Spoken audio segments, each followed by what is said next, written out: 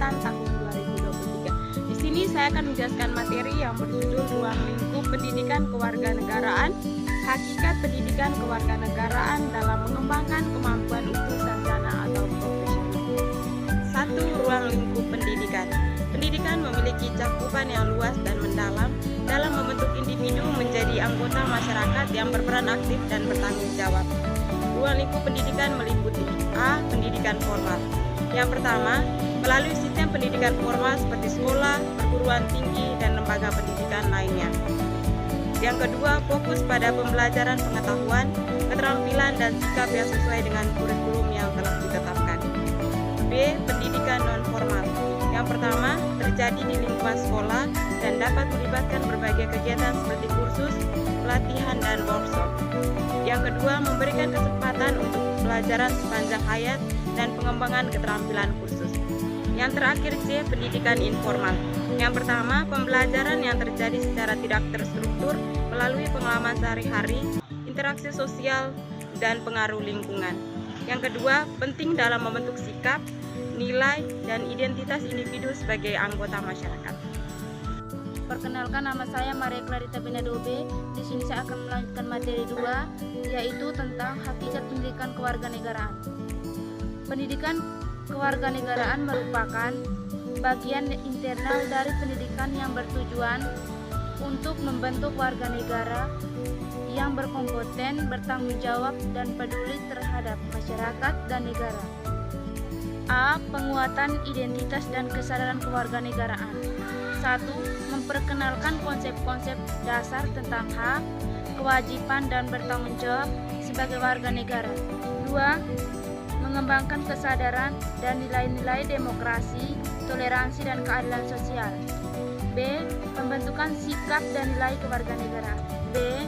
Pembentukan sikap dan nilai kewarganegaraan. 1. Mendorong sikap partisipatif, bertanggung jawab, dan menghormati perbedaan dalam bermasyarakat.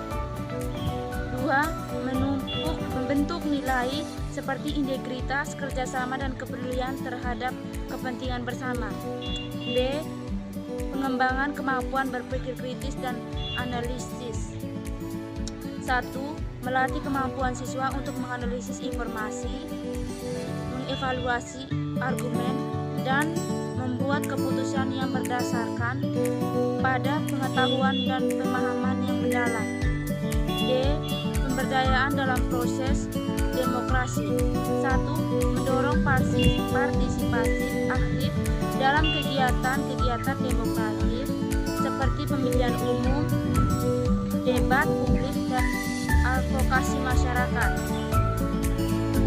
Memfasilitasi pembentukan pemimpin yang bertanggung jawab dan masyarakat yang berdaya. Oke, perkenalkan, nama saya Maria Tudomo. Di sini saya akan melanjutkan materi yang ketiga, yaitu peran pendidikan kewarganegaraan dalam mengembangkan kemampuan hukum. Pendidikan kewarganegaraan memainkan peran penting dalam mengembangkan kemampuan yang utuh untuk seseorang sarjana dan profesional dengan cara yang pertama, A. Membentuk kesadaran sosial dan kritis, memungkinkan individu untuk memahami permasalahan sosial, politik, dan ekonomi yang kompleks serta meresponnya dengan cara yang bijaksana. B. Mengembangkan keterampilan kolaborasi dan komunikasi. Melalui diskusi, debat, dan proyek-proyek kolaboratif, individu belajar untuk bekerja sama dengan orang lain dari latar belakang yang berbeda untuk mencapai tujuan yang bersama. Yang ke-C, mendorong keterlibatan sipil yang aktif, menumbuhkan semangat untuk berpartisipasi dalam proyek demokratis yang menjadi agen perubahan positif dalam masyarakat.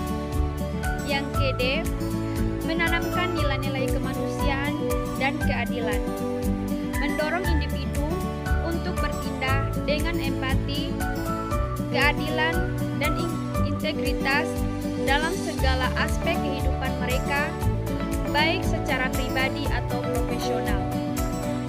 Dengan memahami hakikat pendidikan, kewarganegaraan, dan melibatkan melibatkannya dalam proses pembelajaran sarjana dan profesional dapat menjadi agen perubahan yang efektif dan bertanggung jawab dalam membangun masyarakat yang lebih adil, demokratis, dan budaya.